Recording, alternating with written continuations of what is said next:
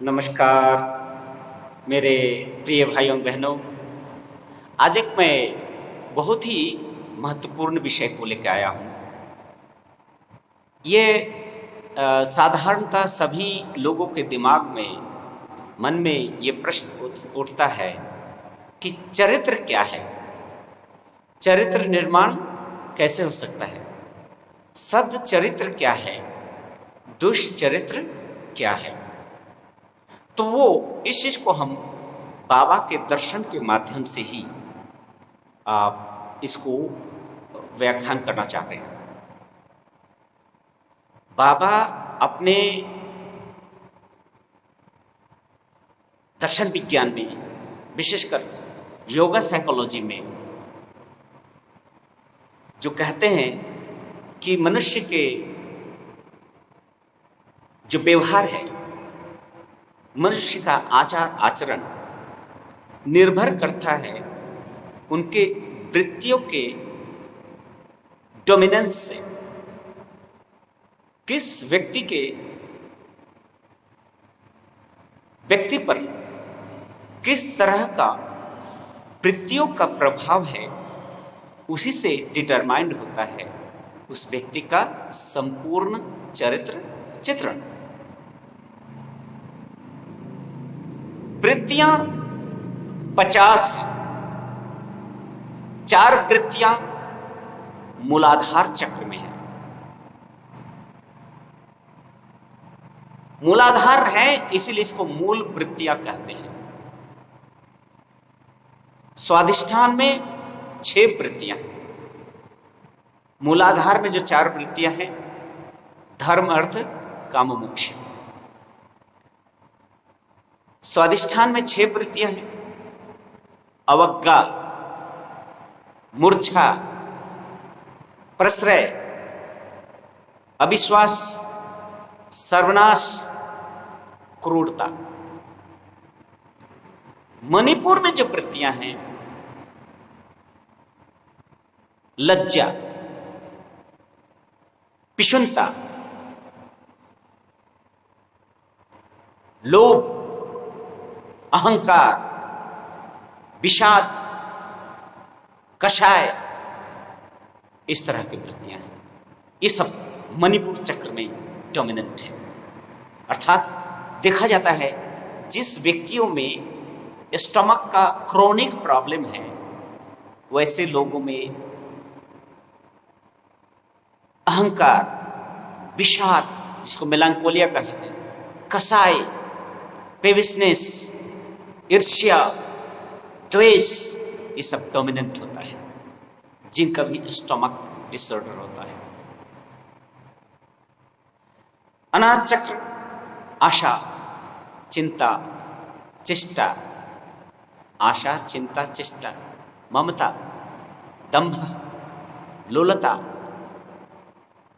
कपटता, विवेक, वितर्क, अनुताप। अर्थात यहीं पर विवेक है, ममता है, दंभ है, आशा है, चिंता है, चेष्टा है, कोशिश है। ये सब अनाहत चक्र में है। विशुद्ध चक्र में सड़े गम पधनिशा, षडज, ऋषभ, गंधर्व, मध्यम, धैवत, पंचम, ओम, हूम, नमः, क्रीम, सट, बौसठ, विष, अमृत। अर्थात यहाँ पर अमृत भी है, विष भी है। यहाँ से अमृत भी निकलता है, यहाँ से विष पमन भी होता है। ये विष, यहाँ पर परा और अपरा, ये टोटल आपके 50 वृत्तियां हैं। अब हमारा चरित्र, मनुष्य का चरित्र, ये 50 वृत्तियों के ही अभिव्यक्ति है। 50 वृत्तियों के अभिव्यक्तियों से ही मनुष्य का चरित्र चित्रण होता है। मनुष्य अच्छा होगा या बुरा होगा, वो निर्भर करता है उसके वृत्तियों के डोमिनेंस पर। अर्थात जो व्यक्ति स्थूल वृत्तियों वृत्तियों का कल्चर करते हैं, स्थूल वृत्तियों की खेती करते हैं, वो व्यक्ति कह सकते हैं दुष्चरित्र होगा। और जो व्यक्ति सूक्ष्म वृत्तियों का कल्चर करते हैं, सूक्ष्म वृत्तियों को कल्टीवेट करते हैं, वो व्यक्ति सच्चरित्र होते हैं। लेकिन वृत्तियां हैं, ये वृत्तियां किसी के चाहने से खत्म नहीं होता और किसी के चाहने से नहीं आता। ये प्रकृति प्रदत्त है। ये वृत्तियां मनुष्य का स्वभाव है। जन्म से ही परमात्मा उसको दिए हुए हैं। इसलिए ये नहीं कह सकते हैं कि अमुक वृत्ति बहुत बुरे हैं क्योंकि उसमें वो वृत्तियां हैं। तो देखा जाता है जिस वृत्तियों के कारण उस व्यक्ति को हम घृणा कर रहे हैं वो वृत्तियां मुझ में भी हैं। जिस वृत्तियों के कारण किसी को महान कहते हैं उस महान वृत्तियां भी हम में हैं। अब निर्भर करता है कि हम वृत्तियों को किस तरह से कल्टीवेट करते हैं, वृत्तियों को किस तरह से हम जोतते हैं। जैसे मूलाधार में जो 4 वृत्तियां हैं उसमें एक वृत्तियां है वासना, जिसको कहते हैं काम। काम एक तीव्र वृत्ति है, बहुत ही पावरफुल है, बट बेसर वृत्ति है, बेसर प्रोपेंसिटीज है। काम का मतलब आकर्षण, तीव्र आकर्षण। वही आकर्षण बाबा आनंद मूर्ति जी कहते हैं, वही आकर्षण अगर हायर लेवल में हो, हायर चेतना, उच्च चेतना की ओर हो, तो वो शक्ति बहुत कारगर हो जाता है। वही शक्ति भक्ति में परिवर्तन हो जाता है। वही वासना जब शक्ति, जब भोग सेक्सुअलिटी की ओर हो जाता है, लोअर ग्रंथियों की ओर हो जाता है, वो ध्वंसात्मक हो जाता है। लेकिन है पावरफुल। वो पावर को रेगुलेट करना, पावर का यूज करना, यह निर्भर करता है व्यक्ति पर। इसलिए कोई व्यक्ति में अगर सिर्फ और सिर्फ वासना वृत्ति डोमिनेंट है, वो चरित्रहीन हो जाएगा, ये नहीं कह सकते। क्यों? क्योंकि और भी इससे भी डेंजरस वृत्तियां हैं। वासना वृत्तियां हो सकता है मनुष्य को व्यक्तिगत जीवन में उसको कष्ट देता हो सकता है उसको प्ररोचित करता हो, उसको इंस्टिगेट करता हो, उसके मानसिक अशांति करता हो। लेकिन अगर वो अपने में ही सीमित है, अर्थात जगत की क्षति नहीं कर रहा है, तो उससे हम डिसाइड नहीं कर सकते कि चरित्रहीन है। लेकिन वो वृत्तियां जब समाज के ध्वंस के रूप में लगाते हैं तो उसको चरित्रहीन अवश्य कह सकते हैं। लेकिन देखा जाता है इससे भी खतरनाक वृत्तियां हैं, जैसे कपटाचरण, कपट। ये कपटाचरण, ये स्थूल वृत्तियां हैं और ये बहुत ही घातक होता है। कपटाचरण, जो कपट वृत्ति जिसमें डोमिनेंट है, वो व्यक्ति तो समझ में नहीं आएगा। समाज उसको देख समझ ही नहीं पाएगा कि सचमुच में वो अच्छा है या बुरा है। कपट है ढक लेना, अपने बुरे चरित्रों को ढककर अच्छाई का प्रदर्शन करना, इसको बोलते हैं कपटाचरण। सोचते हैं कुछ और, चोरी का, सोचते हैं शोषण का, सोचते हैं दूसरे के बर्बादी का, दिखाते हैं साधुता, दिखाते हैं सच्चरित्रता। शुद्ध वेश पहनकर शुद्धता का नाटक रच के समाज के ध्वंस के पथ में ले जाने की जो वृत्ति है, वही है कपटाचरण। बाबा प्रभात संगीत में कहते हैं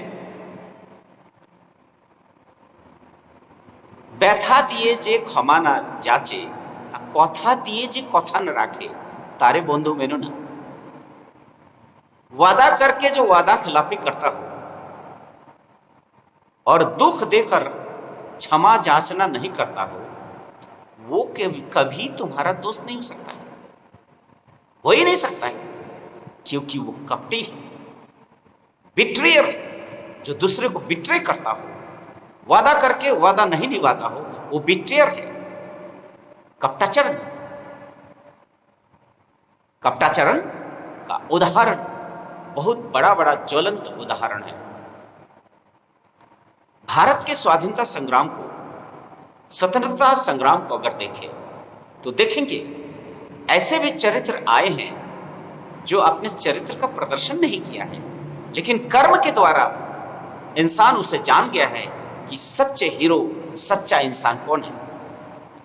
और वहीं पर छद्मवेश अर्थात सच्चाई का और सत्य का अहिंसा चोला ओढ़कर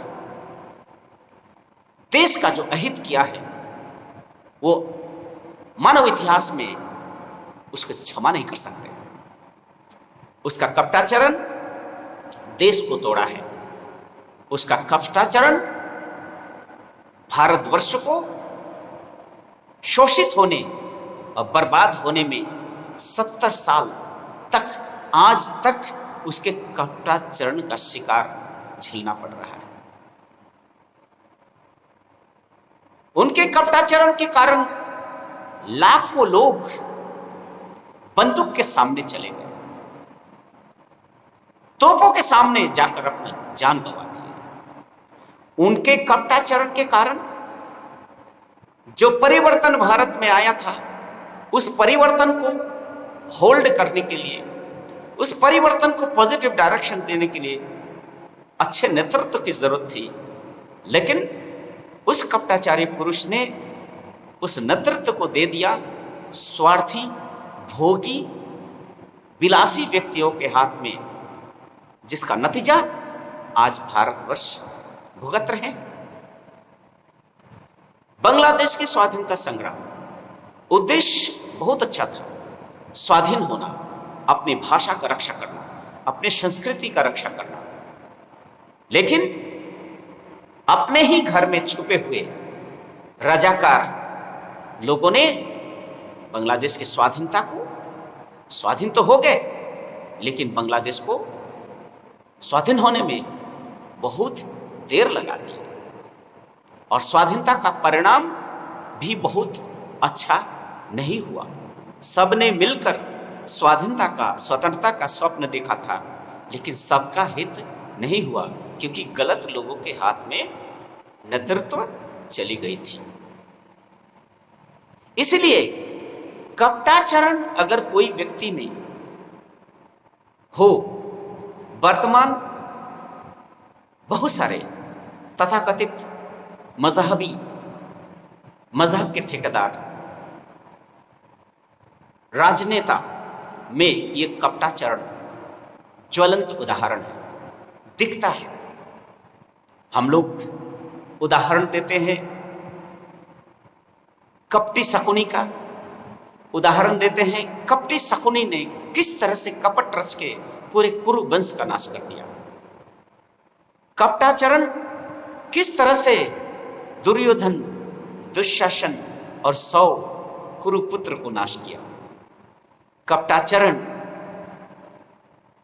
के कपट के कारण भीष्म पितामह द्रोणाचार्य भी उससे दूर नहीं रह पाए, वो भी उसके कपटाचरण के काल ग्रास में ग्रसित हुए और अपना अस्तित्व को मिटाना पड़ा। कंस, जरासंध, शिशुपाल, ये सब अशुभ शक्तियों का समारोह। अशुभ शक्तियों का मतलब कुवृत्तियों का डोमिनेंस जिसमें था। वो कुवृत्तियां क्या है?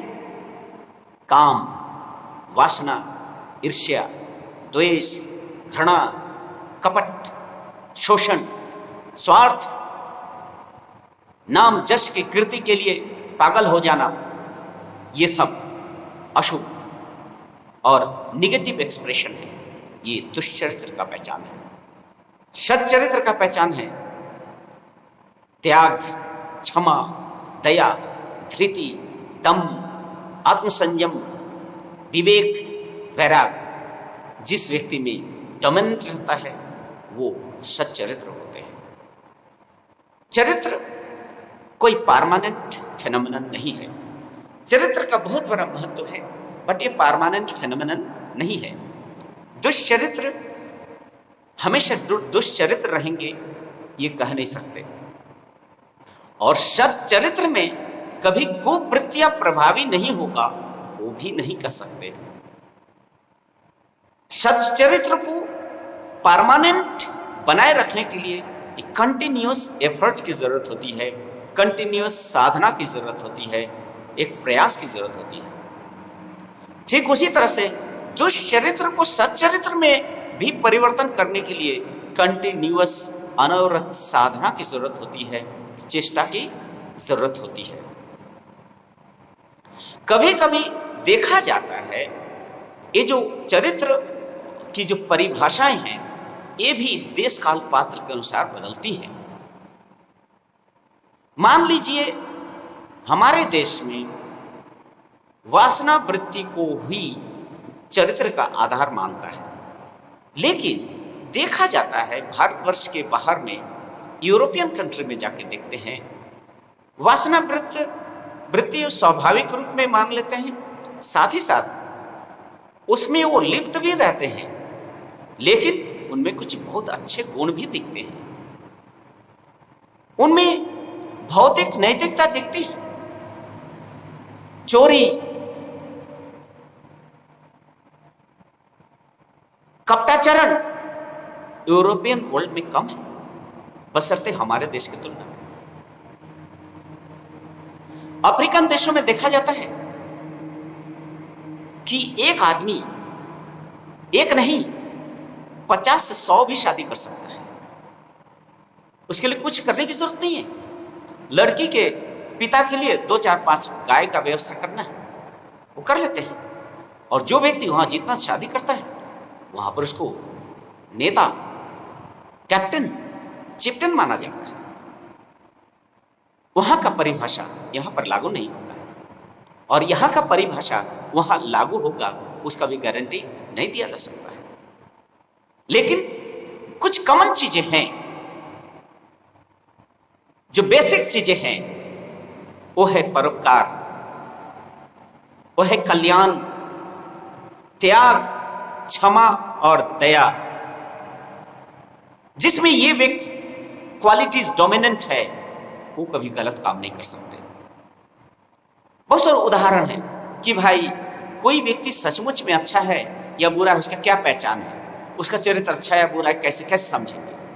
तो कहा जाता है कि ठीक है उसे कोई एक अच्छा पद दे दो, ऊंचा पद पे बैठा के देखो। ऊंचे पद पे रह के अगर उस पद के पावर के मत्त में, पावर के नशे में अगर धुत नहीं हुआ है, वहां भी असंयम बरतते हैं। अगर उसमें बदले की भाव नहीं है, अगर उसमें परहित की भावना है, अगर उसमें शोषण की भावना नहीं है, उसमें लोक कल्याण की भावना है, किसी भी स्थिति में जब वो अपने आप को संतुलित रखते हैं तो कहा जाता है ये ठीक है। लेकिन जो व्यक्ति शोषण, अत्याचार, बदला, स्वार्थ, नाम, जश और अपने कृति के लिए दूसरे के व्यक्तित्व को धूमिल कर देता हो, दूसरे को नीचा दिखाने का प्रयास करता हो, सच्चरित्र कैसे हो सकता है। इसलिए सच्चरित्र का पहचान वही है, ऊंचे पद में हो या नीचा हो, कहीं भी रहे समान भाव में समदर्शिता के भाव रखकर कल्याणकारी काम में लगे रहना, वही सच्चरित्र का पहचान है। यही बाबा का कहना है। इसलिए चरित्र का परमानेंसी और को मेंटेन करने के लिए नियमित साधना, नियमित एक अनुशासित जीवन यापन करना, एक डिसिप्लिन्ड लाइफ लीड करना ही सच्चरित्र को कंटिन्यू रख सकता है। अगर थोड़ी भी कमी हो जाती है फिर वो चरित्र टूट सकता है, जो कि कभी अच्छा नहीं है। इसलिए चरित्रवान ही सब कुछ है। कहा जाता है money loss, nothing loss, health loss, something loss, character loss, then everything is loss. क्योंकि चरित्र बनाने में बहुत समय लगता है, लेकिन धूमिल होने में समय नहीं लगता है। इसलिए जो सज्जन होते हैं, जिनमें अच्छी भावनाएं हैं, हमेशा अपने आप को ट्रांसफॉर्म करने का कोशिश करते हैं, हमेशा अपने आप को बदलने का कोशिश करते हैं और हर परिस्थितियों में स्थिर रह के अपने आदर्शगत कामों में लगे रहते हैं, वही सच्चरित्र होते हैं। धन्यवाद, नमस्कार। अगर आप लोग को मेरा वीडियो अच्छा लगे, इसको ज़रूर शेयर करें, इसको ज़्यादा से ज़्यादा इसको सब्सक्राइब करें और बेल बटन को यूट्यूब चैनल में क्लिक करके न्यू वीडियोस के लिए आपको नोटिफिकेशन मिलने के लिए ज़रूर उसको बेल बटन को क्लिक करें। धन्यवाद।